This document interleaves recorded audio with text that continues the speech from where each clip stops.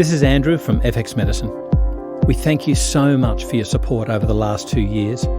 We'd really love to remain clinically relevant to your practice. So if you know of an expert in some area, please let us know. You can contact us on fxmedicine.com.au, Facebook or Twitter.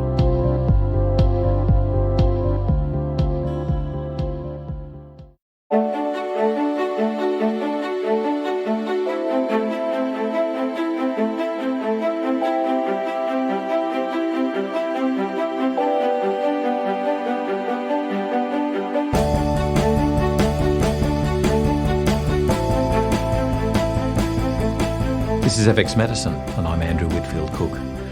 With me here in the studio today is Dr. Alessio Fasano, who for most of us needs no introduction whatsoever, being the discoverer of Zonulin. We're going to be discussing here his talks that he's giving at the 2016 Bioceuticals Symposium. And I'd like to warmly welcome, without any introduction, Dr. Alessio Fasano. Thank you for having me. Alessio, can you give me a little bit about your background from medicine and how you got into gastroenterology? Sure. Well, I was born and raised in Italy, and I went to medical school at University of Naples. That's in the south. And honestly, the idea to go to medical school, resigned with me when I was toward the end of my high school. And it was pretty obvious that was, what I want to do, with a clear understanding and strength that I want to do research. The reason why, because I grew up in a family, and mainly with my grandfather, that was a physicist. He was actually in Enrico Fermi's, lab. Yeah. And, he always tickled that level of curiosity and exploration in my mind. And, the human body really fascinated me. Why gastroenterology? That's another interesting question. Again, with these premises that I went in medical school with the idea to do research, people ask me always, why not cancer? Why not HIV? Why not neurosurgery that are much more glamorous than dealing with diarrheal diseases? That was my major interest, actually. And the answer is, well, I was mesmerized when I started to go to medical school in learning that the major killer, even nowadays, remains diarrheal diseases. We lose many more lives by diarrheal diseases than any other disease that affect humankind. By the end of this year, 5 million people, mainly kids, will die of diarrheal disease consequences. So talking about to be impactful in terms of what you do in terms of research, I truly believe that, gastroenterology and particularly targeting diarrheal diseases was, the way to go. Indeed, it was your interest in looking for a cure for one of these diarrheal diseases that's led you to becoming famous for something completely different. Totally. Can you take us through that experience of serendipity? Yeah, well, that was indeed an experience of serendipity. When I was in training at the medical school, I spent my first 3 years totally focused on learning the physiology of the intestine. And, silly me, I was under the impression to know that more. And being interested in diarrheal diseases, I, asked my mentor at that time, I got this down to the Q in terms of the physiology of the gut. Now I need to really look at the flip of the coin. I want to learn more about how bacteria communicate with us and how they induce diarrhea. And I need to go somewhere that they understand how to study this kind of topic. And he suggested me and said, look, probably the best place in the world is in Baltimore. It's a place that's called Center for Vaccine Development. They do enteric vaccines. Mm-hmm. You go there, for 2-3 months, so you learn a little bit of techniques, and then you come back and you continue to explore this situation. And then so that I did. The only caveat there was that, that was the beginning of a revolutionary approach to molecular biology of microorganisms. So it was the time in which, people that start to be capable to manipulate the genome of microorganisms. Right. So what was supposed to be a 2 months journey ended up to be a 3-year stay at the beginning. And during these 3 years, they said, look, you take 2 birds with 1 stone to learn the techniques and at the same time helping us to develop a vaccine against cholera. At that time, the exception was that, cholera has a single weapon, extremely powerful, that is called cholera toxin, and the smell of it, like, 3-4, seeds, sides of this cholera toxin can give you a very purging, severe diarrhea in a matter of 40 liters. And that stunned me when you said that. And that's the reason why there is such high mortality. Yeah. Imagine a kid that is 5-10 kilos and you have that purging diarrhea, 80% of the body weight is gone in a matter of a few hours and you're done. And indeed, you can keep them alive as long as you can rehydrate them Absolutely. as fast. Absolutely. But, again, particularly where these epidemics happen, you may not have the time to go to a facility that rehydrates you, and you're done because, there is no such a chance. Giving this stuff back by mouth, it's not always possible because, they have, vomiting and so on and so forth. So you need to really put this on in a line, and that's something that you need a medical facility to do that. Anyhow, so they put me on this task. I started to, work on what was really fascinating approach in genetically manipulating, this microorganism. And the idea was, to develop a live attenuated vaccine. Live because you want this still active so it can induce the max immune response from those, but at the same time you want to take the weapon away so that you don't get sick. And I spent almost a year and a half to develop this vaccine. So I put a lot of effort in that. And all the tests that we did before, to go for a clinical trial seems to suggest that the vaccine was really ready for prime time. Prime time means that we have to give to volunteers, and our volunteers were students. So beautiful, medical students that for $350. That was a huge amount of money in the mid '80s when all this was happening, late '80s. They got, 3 possibilities. One, they got a placebo, so nothing. So they got the money for nothing. The second, got this vaccine that I swear to them that was going to work, and so again, for nothing. And the third possibility, they can get the real deal, got very sick, but we promised them that we take care of them, so they would not die of it, so of course. And the caveat is that these folks had to be locked in for a week, because of course, if they shed this microorganism around, that could be, not a good thing. Anyhow, long story short, we got plenty of students that said 2 out of 3, I'll go for it. And, the results were definitely not what we were hoping. So the placebo, of course, they got no sick. The ones that they got the cholera, they got really sick, but again, we took care of them. But unfortunately, the ones that got the vaccine got residual amount of diarrhea, not the 40 liters, but 6-7 liters of diarrhea that made this vaccine totally useless. It's still inappropriate. Oh, no, you can't use the vaccine like this. So bottom line, now we're talking about 2 years of science and hard work that literally flashed in the toilets. I mean, that was pretty much gone. So these are the kind of times in which, you have to decide where you're going to go from there. And, one possibility is that, okay, failure, forget it, you just move on. The other was the approach that I took, got drunk for 3 days, so I didn't go to the lab, and I was completely immersed and just got, stoned. And when I came out of it again, I said, well, what happened here? What gave this residual diarrhea? And that led to the discovery of this other toxin that Vibrio makes that acts in a very peculiar way, at least at that time was something never heard, rather than to open this, gates for water to be purged into the guts and therefore giving diarrhea. This other toxin was opening the space in between cells, and that was the beginning of an understanding that the permeability of the gut was something dynamic. We didn't know that, too well at that time. And the next, 10 years were spent to understand the mechanism, how this toxin was doing this. And in studying this mechanism, we realized that there was a machinery in place that was extremely complex. So complex that I wonder why we have this machine just to be the target of a toxin that made my professional life hell. It got to be something else. And because I have a great level of respect of microorganisms, I recently, cholera probably studied our physiology, and develop, engineer something that mimics a molecule that we have that does this for living.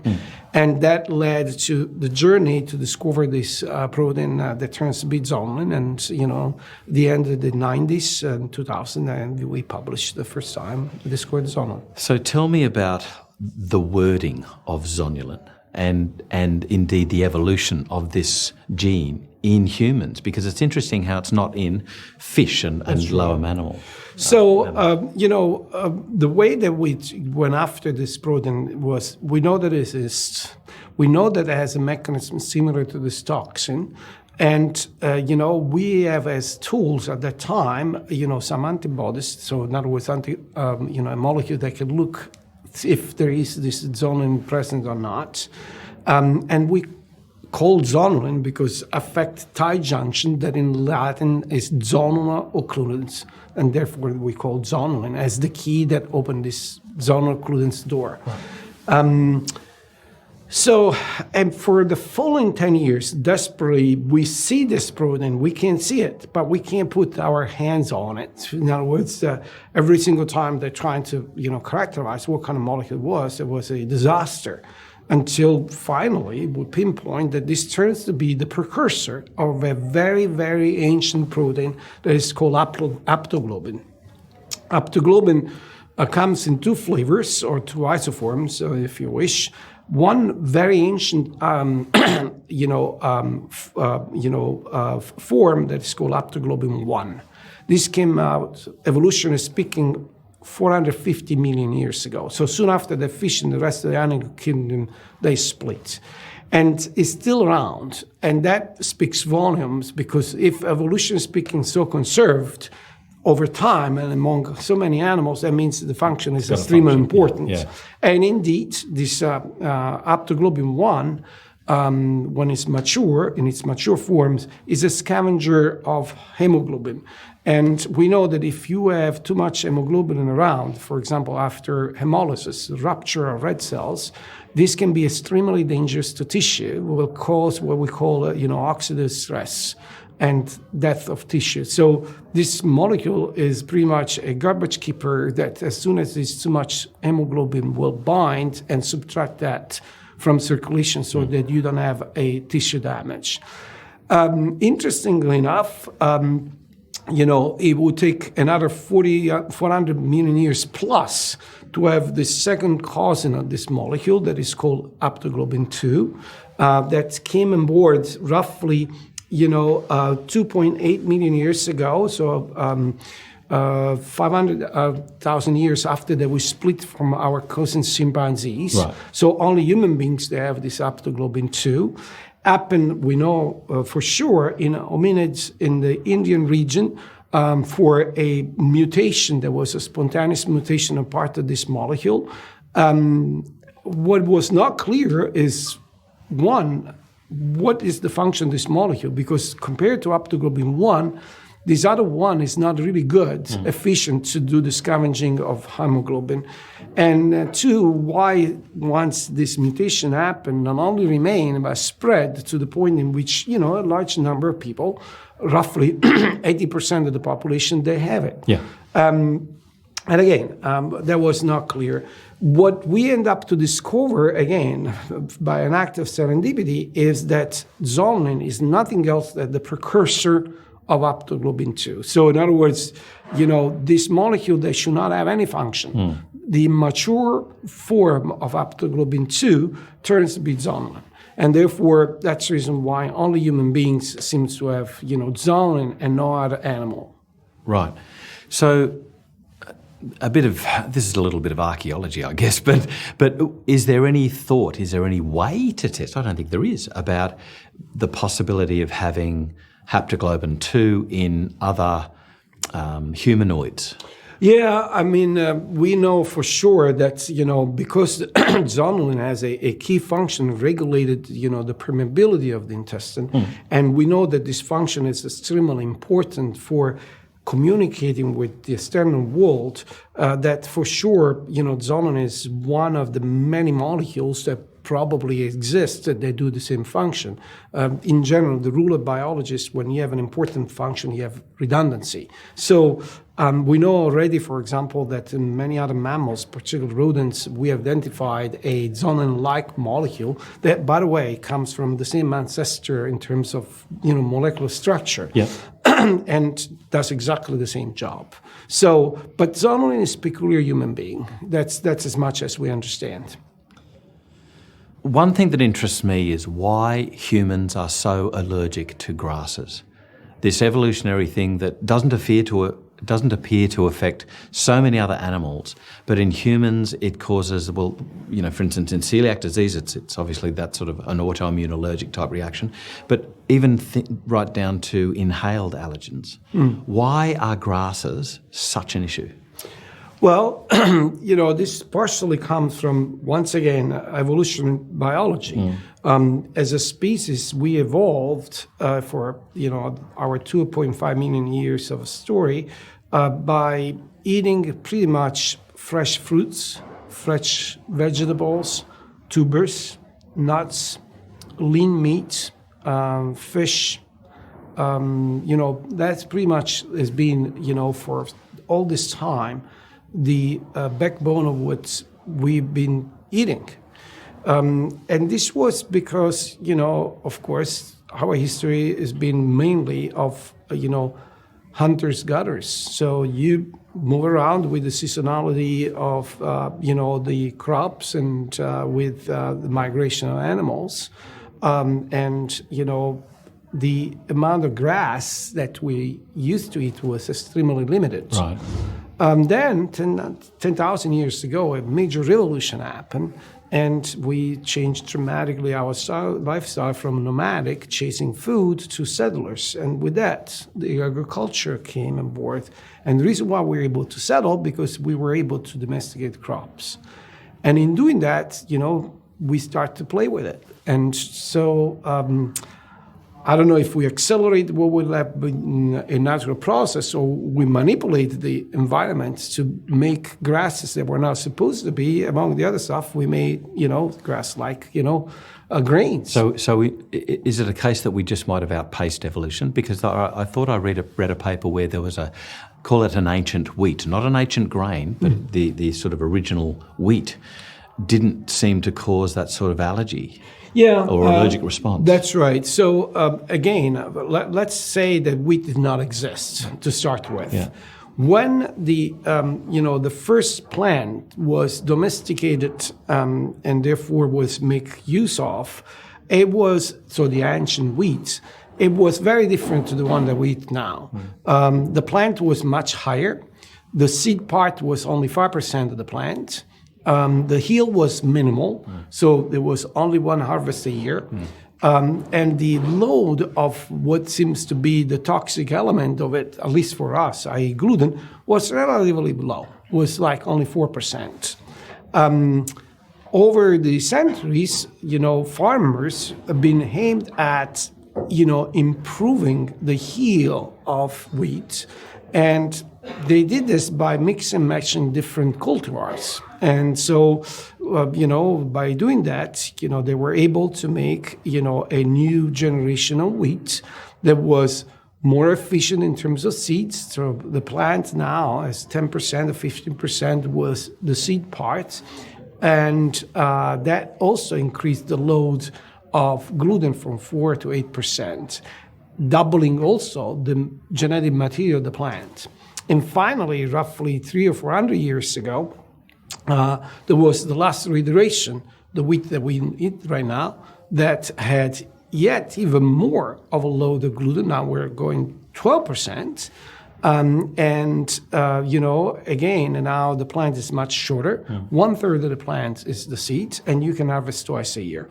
So the pressure to, quote unquote, modeling these grasses was purely, an efficiency to get, stuff out of it. That's what it was. Yeah.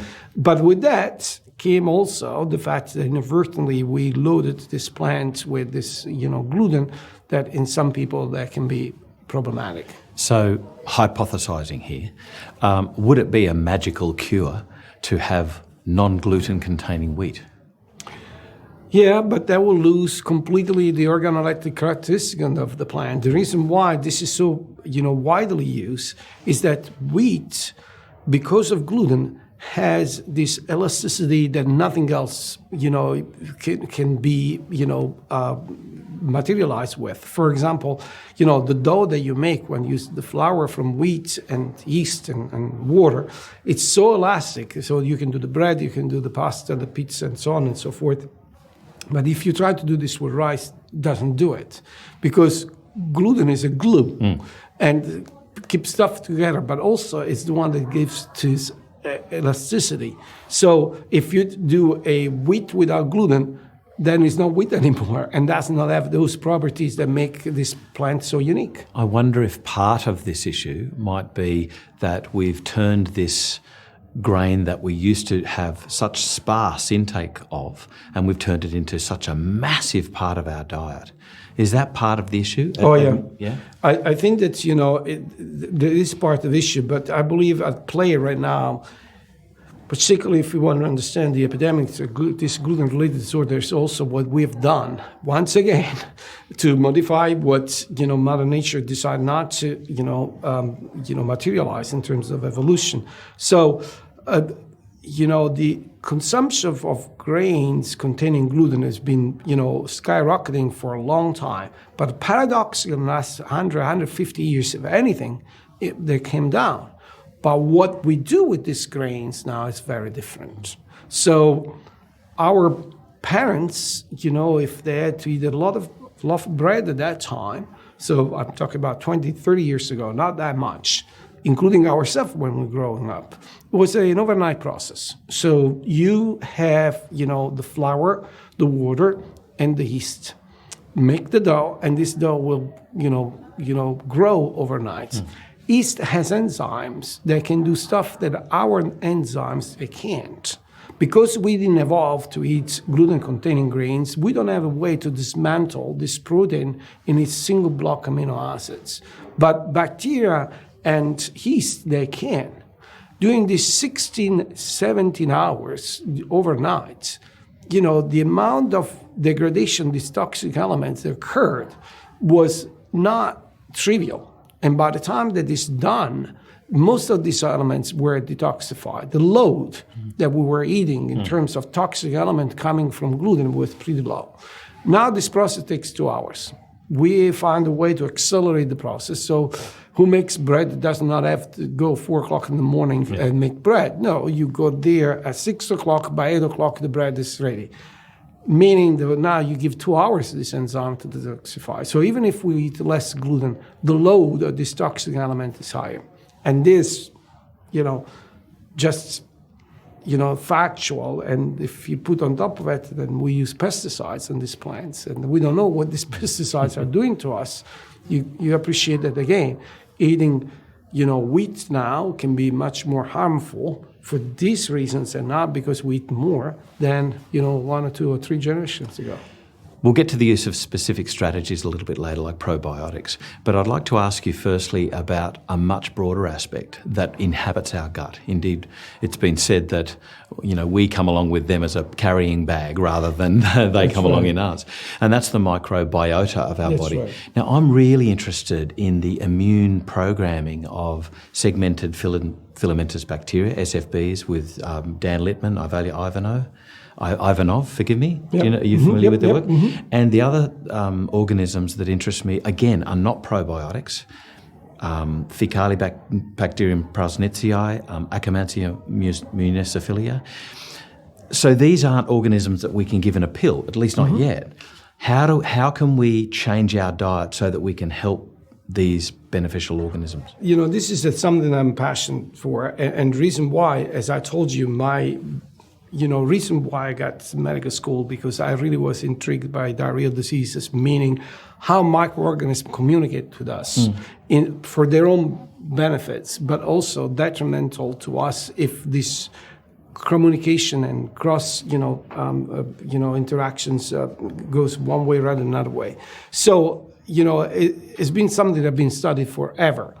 And at the beginning, my interest was on a single microorganism, cholera, for example, and then I start to move to the entire ecosystem in terms of, what is in your guts and how this, communicate with us and so on and so forth. And again, my original interest was diarrhea diseases, then gut permeability with the discovered zonulin, and how this eventually affect antigen trafficking, so stuff from the environment to come in that can really harm us if this, trafficking is not tightly regulated. And again, this has been an evolving spectrum of scientific interest that taught me tremendous lessons in terms of, the fact that we, by convention, talk about the human body outside the scope of this interaction with these microorganisms. We really don't see the big picture.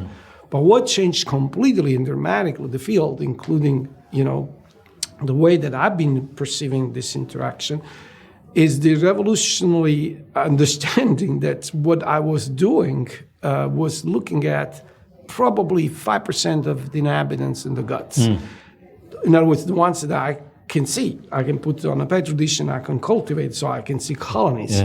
And now, thanks to techniques that we developed through the Human Genome Projects and so on and so forth, we realized that was the tip of the iceberg. 95% of inhabitants were totally unknown to us.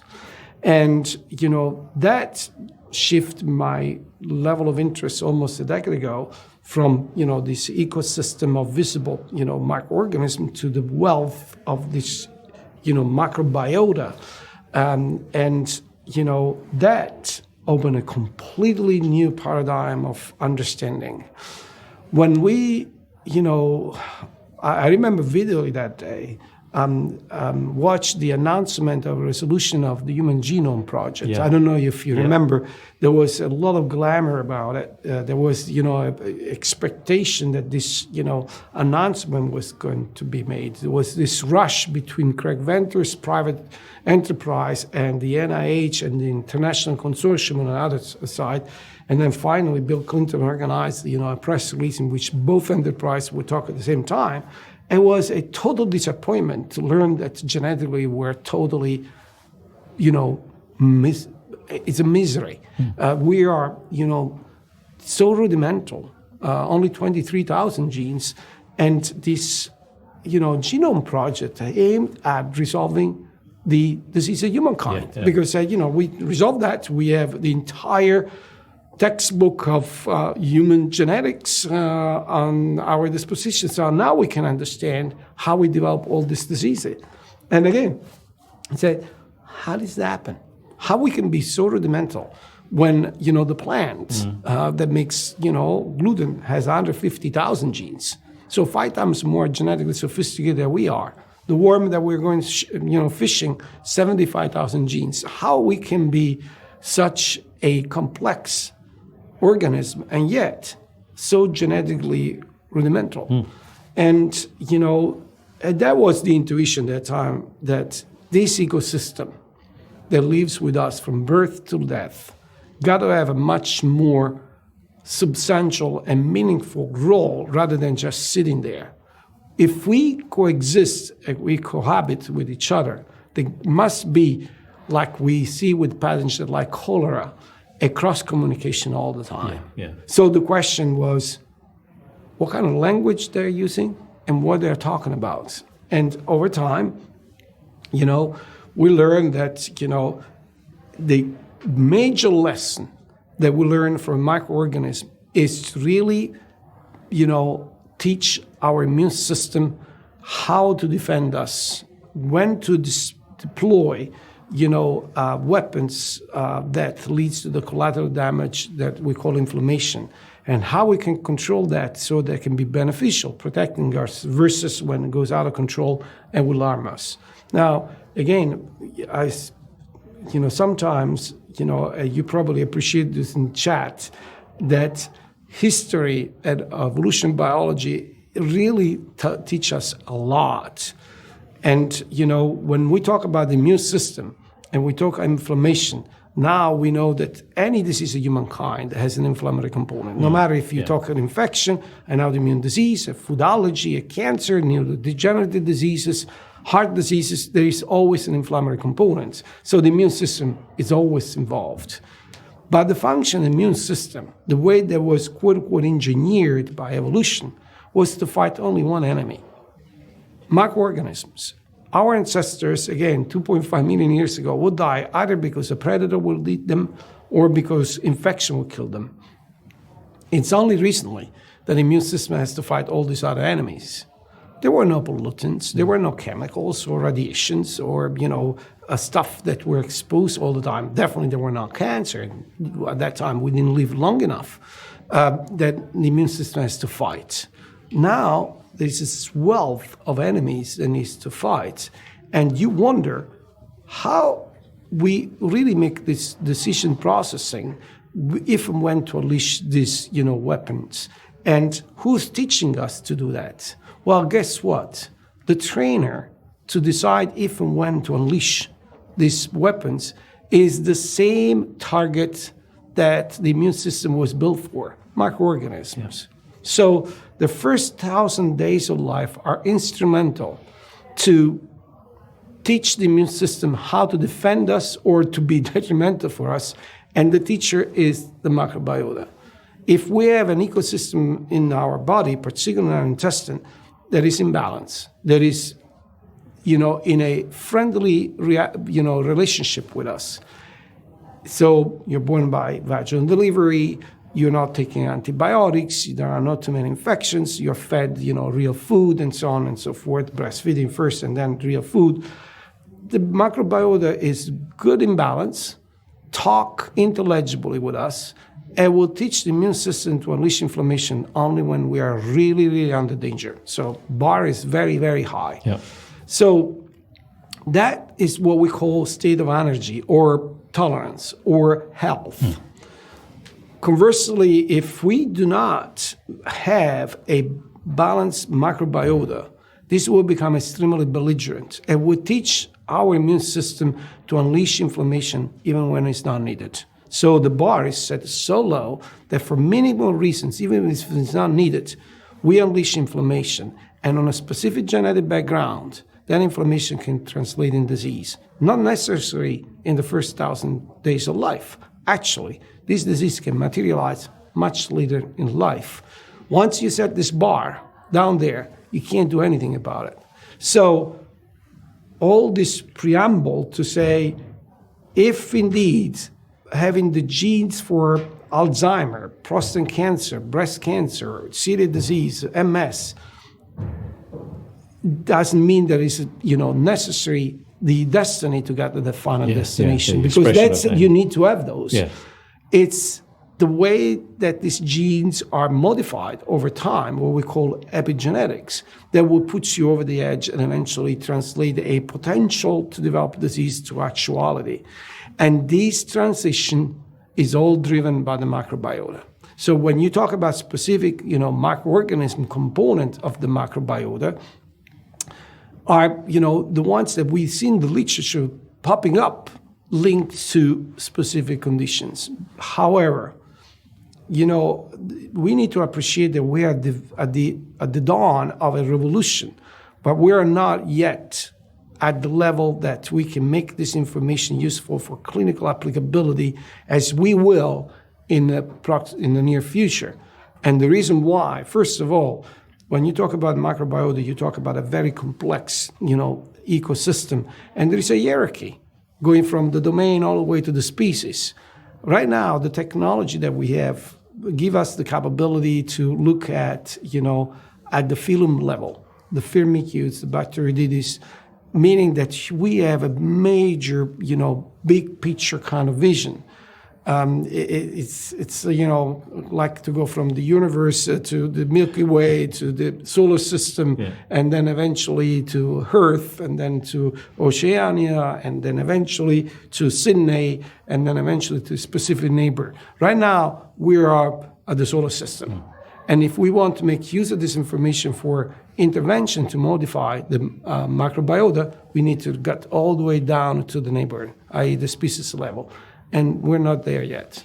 There's been some forays into that using things like Lactobacillus rhamnosus, I think plantarum as well, and was it casei? Casei. Can you tell me about those forays? What's their relevance and their import? Well, once again, these probiotics, like fecal transplantation, is a kind of shot in the dark. We know they are good bacteria, so what we call probiotics. So they are not belligerent. But we don't know if indeed, for everybody that has a specific condition, let's say food intolerance or, inflammatory bowel diseases, the LGG is the remedy that will fix the problem. And the reason why, because again, your ecosystem and the gut, i.e. your microbiota, is very different than mine. And if I take mine and give to you, this can be bad news because they don't talk with your genes the way they talk with mine. I'll start speaking with my hands more. That's right. That's right. I'm going to use that. But, again, by the same token, when they say, okay, if you are off balance, everybody needs to take LGG. That's a stretch. So the future, the way that I see the future is that if I will have the capability to do on a clinical routine what I now have the capability to do in the lab, not only to study who's there, that is the microbiota, but also understand what kind of language they talk, so what kind of genes they have. And most importantly, what I'm talking about. So which of these genes now translated so they can communicate with me. Then I can really intelligibly, decide what kind of intervention. Say, I don't want you to talk about this stuff because if you do talk about this kind of, topic, you're going to touch my genes and make me over the edge and make me to go from the potential to the actuality of the disease. Then I can intervene with the lactobacillus, bifidobacterium, whatever it is. And again, I'm afraid that if we start promiscuously using these microorganisms that are totally beneficial to us, without customizing their use, we may end up to do the same mistake that we did with penicillin when it was discovered. When we thought, this is the remedy that can fix all infections that we know now too well, that one, that's not true, and two, that if we use them too often, microorganisms will come after to us by developing resistance. So we get back to then therapies, and what other than microbiota can we use? Fibers, diet? Personally, I believe that these epidemics of many chronic inflammatory diseases that we're witnessing, particularly in the Western world, is not to the fact that we are too clean for our own good. So the hygiene hypothesis now starts really to crumble. I believe that we're changing the environment too fast to be able to adapt. Right. And if we accept the concept that the microbiota can be affected by, the way we're born, if we got antibiotics and if we got infections, they can change the microbiota composition. We have to accept that some stuff can be done. So for sure, for example, if you have to have a C-section for medical necessity by all means, but if you have to program your, vacations, probably is not a good idea. We know that most of the infections in the first 3 years of life are viral infections. So I would not use the antibiotics so liberally as we do right now. However, you're born only once. You may have infections once in a while. You eat 3-4 times a day. So by far, the most influential factor that dictates the microbiota composition is nutrition. So most definitely, while probiotics will be the future, I think that right now the best thing that we can do is really to act on the composition of our microbiome by having a good, healthy, balanced diet. And even that comes with controversy because you've got things like the Mediterranean diet, which again has been bastardized by having too much wheat.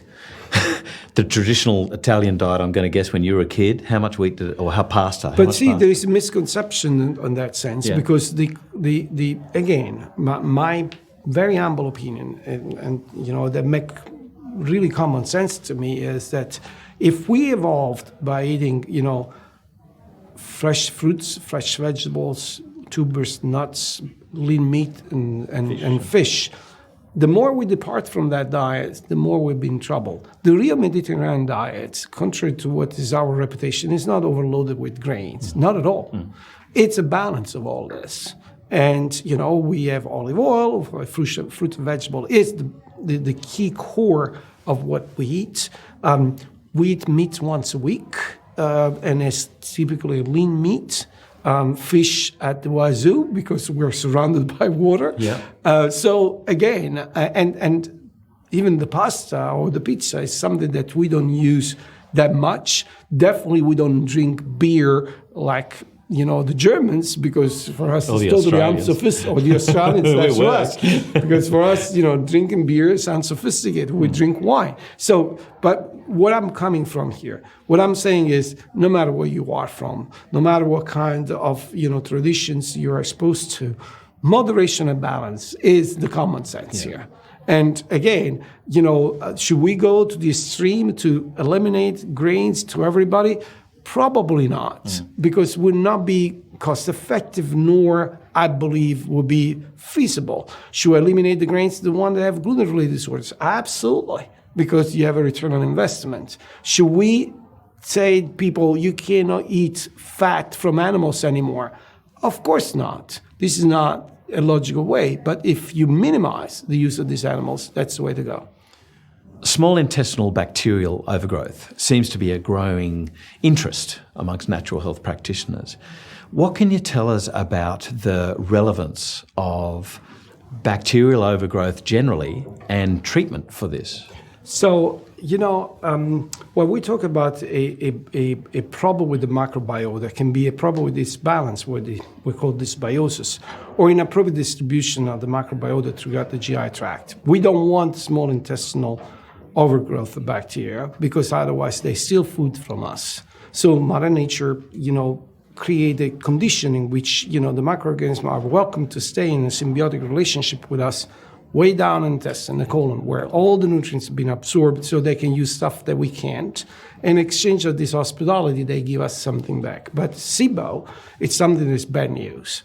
And again, not only they steal, nutrients, that will be, evolutionarily speaking, a disaster when, food was scarce and you don't survive, but also because it is the strongest stimulus to release zonulin, to increase gut permeability. Now endotoxin, they come through, and this process has been associated to a lot of chronic inflammatory diseases. The best study probably is the metabolic imbalance due to the passage of endotoxin in the circulation and then the liver, and the development of type 2 diabetes, for example.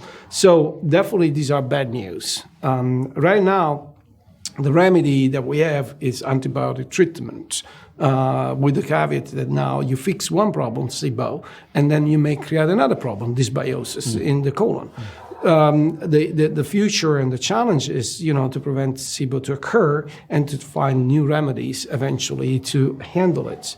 And again, it's interesting that, even modern medicine accepts the small bacterial overgrowth as an issue that, can definitely bring you to have problems. So I think that the future lies on the capability to really now impinge on the microbiome, either because of balance, because it's distributed, inappropriately throughout the intestine. And once again, the key elements here is not to treat, is to prevent this stuff to happen. Mother Nature put a lot of layers of defense against Sibo. The saliva, the gastric juice is very offensive for microorganisms, and then eventually the pancreatic juice, the bile, the glycocalyx cover, cells. If microorganisms, they go through all these, layers, they land on the intestinal wall, and they do this like, when you're in the middle of the river, the current is very strong, and then you move on the banks, they will be able to attach, and once they're there, they have a niche in which they don't compete with other microorganisms. They have plenty of food, so they love to be there. And what has been probably the most influential drivers of Sibo nowadays, probably the promiscuous use of antacid remedies, like PPIs, because you don't have the gastric juice that is the pH so low that will kill most of them, and they may eventually flourish. So little things like to say, you know what, use PPIs when you definitely need to, and for the time then you need to, but not just promiscuously. Just that will do the trick. I'm very sad that I can't ask you about 100 more questions and keep you here for another 6 hours. But I have one last question just to try and get a handle on these modern day diseases, and that is non-alcoholic fatty disease related to intestinal permeability.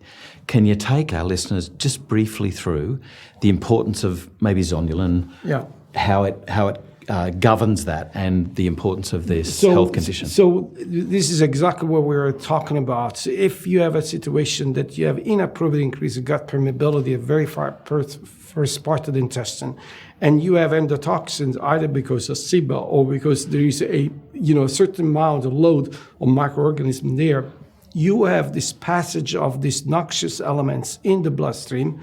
The first stop of this, elements will be the liver, and that will change the metabolic pathway, and you have the non-alcoholic fatty liver disease that translates again in the metabolic imbalance that leads you to type 2 diabetes. So the key elements there is how we can prevent this, how we can stop this, and it's sad because now fatty liver disease and obesity is an epidemic, particularly involving young kids, that is only partially due to quantity. For sure, we overfeeding these kids, but also quality. We know that there is a composition of the microbiome that can really favor scavenging of nutrients, and therefore you eat the same amount of food, the same amount of calories, but somebody with an unbalanced microbiota may eventually gain much more weight than the ones that do not have that unbalanced microbiota.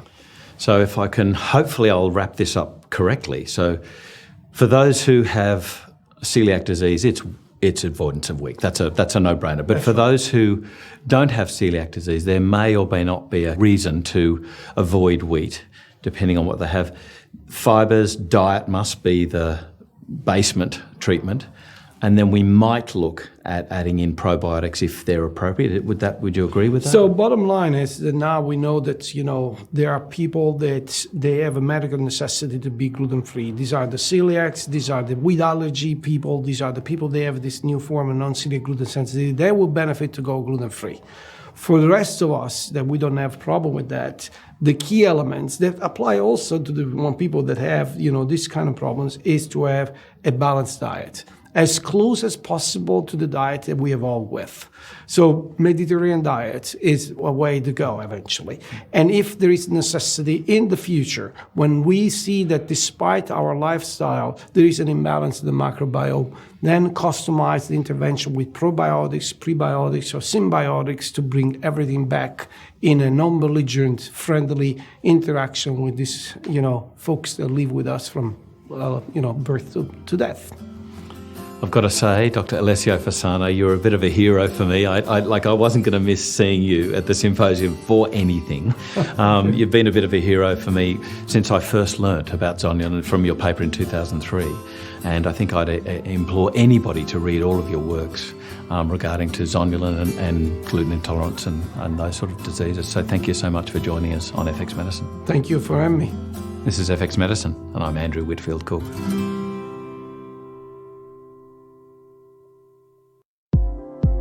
If you've enjoyed what you've heard today on FX Medicine, please engage with us and let us know what further topics you'd like us to cover.